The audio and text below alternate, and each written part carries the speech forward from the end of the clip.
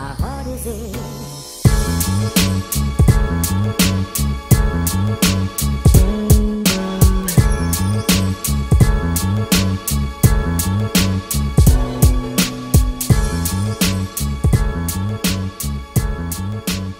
Alright, what's going on YouTube? This is BoxingWave.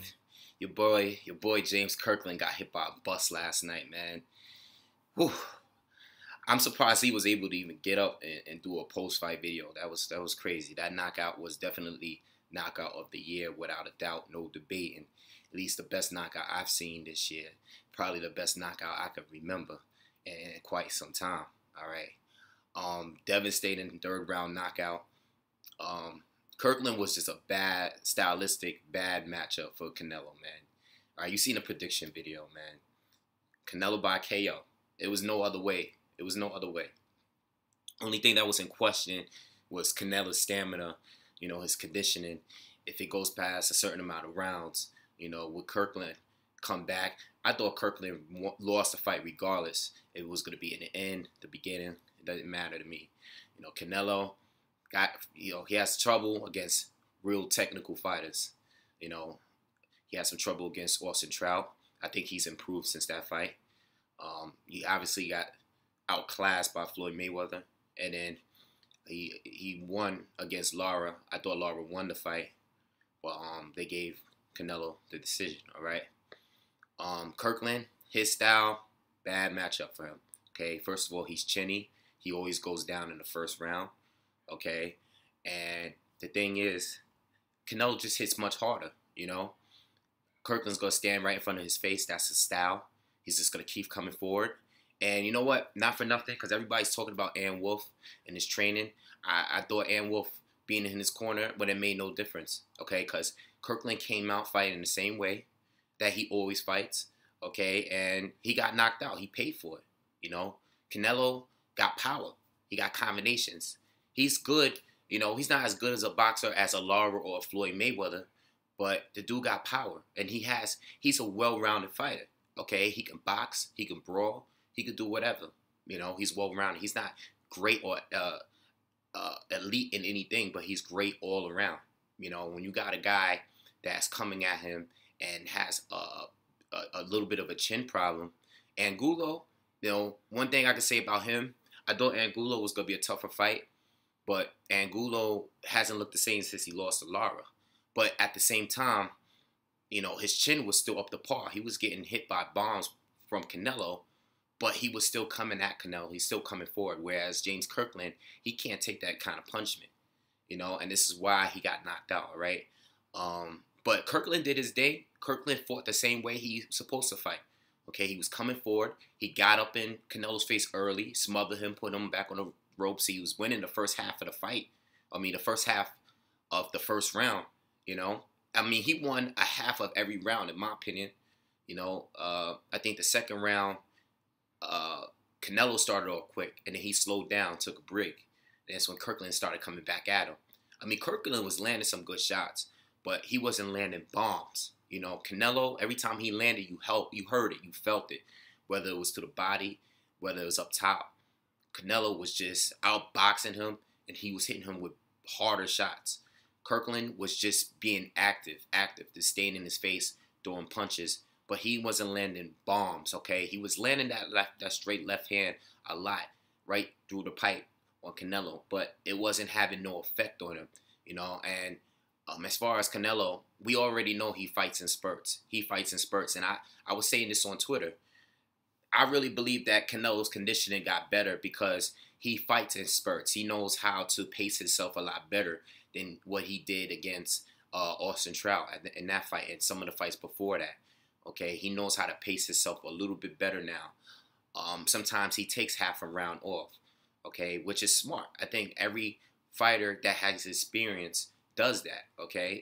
Look at Klitschko. Vladimir Klitschko does the same thing, okay? The reason why he doesn't tire himself out like he did against Lehman Brewster is because he knows how to pace himself much better. He's very athletic naturally, but he knows how to pace himself, where he doesn't punch himself out.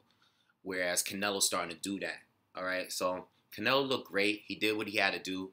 Shout out to James Kirkland because I think if Kirkland fought a lot of other guys at 154, he would have got to him. But Canelo hits way too hard for you to be in his face like that, taking shots from Canelo. Hits way too hard. You have to be very, very extremely durable to take that amount of punches. And Kirkland still took a lot of punches. Even in 3 rounds, he took a lot of punches from Canelo. So I think he did a good job.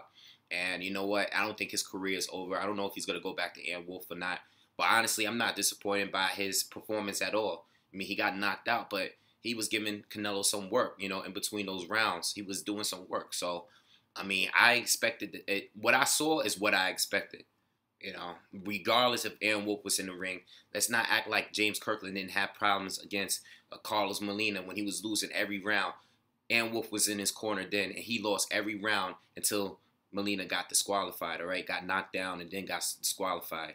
You know, Aaron Wolf was in his corner in that fight, and James Kirkland lost like the first 9 rounds, 9 or 10 rounds. I don't know how it went, but I know it went to the end of the fight where Carlos Molina got knocked down and then disqualified because his corner jumped in the ring, all right? I know in the Ishida fight, he didn't have Aaron Wolf. That's cool. But, I mean, look, Glenn Tapia was outboxing him, you know, outboxing him. He was hitting him with good shots. Kirkland's face was all messed up. But if Glenn Tapia had a little bit more power, and Glenn Tapia lost this weekend, okay, to another guy that's on the come up. He lost this past weekend to Michel Soro. What's his name? I think that's his name, Soro. All right, he lost this weekend too. I mean, it's not like he was coming off of a loss, and he gave Kirkland a better fight than I mean, he didn't. And Kirkland didn't even knock him out as early as this guy did this past weekend. All right, so in my opinion, I didn't think Kirkland stood a chance. I think the timing of the fight was perfect because now everyone is talking this fight. You know, even people that's outside of boxing, everyone is talking how good this fight was and how much of a real fight this was compared to Mayweather and Pacquiao. And now everybody's buzzing about this fight. So I think the timing was perfect. The week after was perfect. Everybody's talking about Canelo again. Now everybody wants to see him fight Triple G. They skipping over Cotto. I mean, they still want that fight too. But everyone is talking Triple G now. That's how boxing works. You put a guy like David Lemieux against Gabe Rosado. He does good. He gets a knockout. And now everybody wants Lemieux to fight Triple G. That's how boxing is because they set up opponents that's going to look bad or get KO'd against a particular fighter. Lara's fighting Delvin Rodriguez coming up. We know Lara is going to knock him out. But he's going to be on PBC and Lara's going to look good instead of a boring fighter like everybody thinks he is. And that's how it's set up. And I feel like this James Kirkland fight is no different from any of these other fights that I just mentioned. These are all examples of how these promoters are setting up fights to make their fighter look good because Kirkland is a good name. He has a lot of KOs, all right? But stylistically, we already know it was going to be an annihilation, all right? Canelo needed a knockout. He hasn't had one since Josecito Lopez moved up to fight him. Small Josecito Lopez moved up to fight him. And he needed one. He needed one, you know, because he's had a tough schedule. He fought Mosley. I mean, even though Mosley moved up, Mosley has fought at 154. Mosley doesn't get knocked out. So even though Canelo didn't knock him out, you know, he didn't get one there. He wasn't going to get one there, not against Mosley. He didn't get one against Trout, won that fight. We saw what happened with Floyd. He wasn't going to get one with Lara. He wasn't going to get one with Angulo. I mean, there was a stoppage, but a lot of people don't respect that because Tony Weeks stopped it too early. A lot of people feel that he stopped it way too soon. So that's how I feel about that. You know, I still want to see the Cotto fight more than the Golovkin fight. But I would like to see the Golovkin fight too. But I don't want Canelo. Canelo, at some point, he's going to move up because now he's fighting in his own division at 155. And was it 3 fights in a row now? You know, how long is he going to still campaign at 154? All right. But it's cool, you know. As far as Demetrius Andrade, the Charlo twins, I've said this before in another video. Him beating Trout, him beating Lara by decision, which are debatable fights. Him fighting Floyd, you know, I feel like he fought guys that has slickness.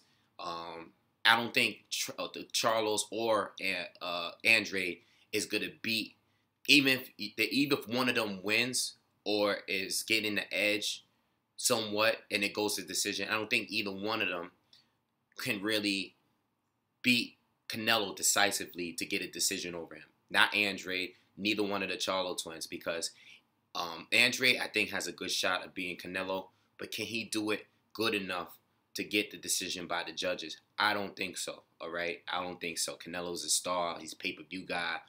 I don't think he's going to get the judge's decision. I mean, you know, and Canelo got experience in fighting guys like that already. You know, even fighting Floyd Mayweather, this is another thing. I think fighting Floyd Mayweather made him better against Lara. If he had fought Lara before he fought Floyd, it would have been a more clear, decisive win for Lara. All right, because the thing about Lara, while he was outboxing him early, Canelo didn't put up with it. He started to become more aggressive, and he just went straight to the body for the remainder of the fight. He was being the aggressor. He was landing at the body. Didn't land up top much, you know, besides the, I think the uppercut he landed, which gave Lara a cut. But I think Canelo was a much better fighter by the time he fought Lara from the experience of fighting Floyd Mayweather. Because when Floyd was beating him, and I'm not trying to compare him and Lara because Floyd actually stayed in his face the entire time, whereas Lara, he does a lot more movement when he fights, okay? They're both technical, but Lara's a little different. Floyd actually stayed in the pocket with Canelo, whereas Lara was frustrating him with his movement at times. So Canelo just jumped the gun. If he was to fight Floyd, I think he would be a little bit more aggressive in the rematch. It would be a closer fight, even though I think Floyd would beat him regardless. I think it would be a closer fight. So that's just my opinion. I would love to see. I'm open to see any of those fights. Andre, Cotto, Triple G, one of the Charlo twins, or anybody else. You know, even if it's against K9. You know, I think K9 can't beat Canelo. K9 can't beat him. But you know, I wouldn't mind seeing the fight.